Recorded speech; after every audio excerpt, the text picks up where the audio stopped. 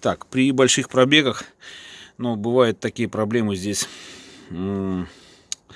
Главная пара, которая из переднего, ну как бы этот передний мост там называется, вот, ну там, в смысле редуктор. Главная пара это шестерня, ведомая от двигателя, ну там как бы через редуктор, и которая идет уже на коленвал на полный привод туда. Вот. Все соединение это кривая шестеренка с кривой шестеренкой, главная пара называется.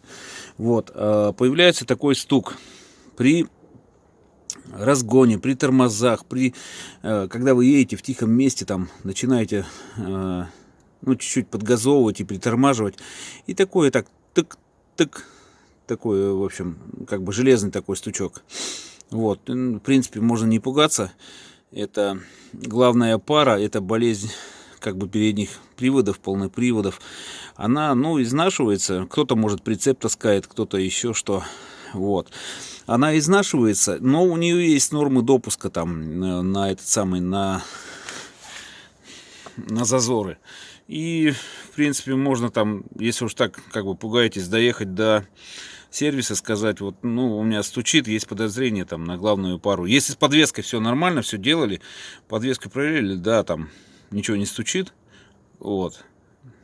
И пусть они пошатают коленвал.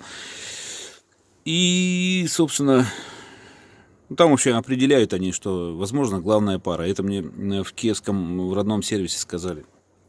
Вот. Потом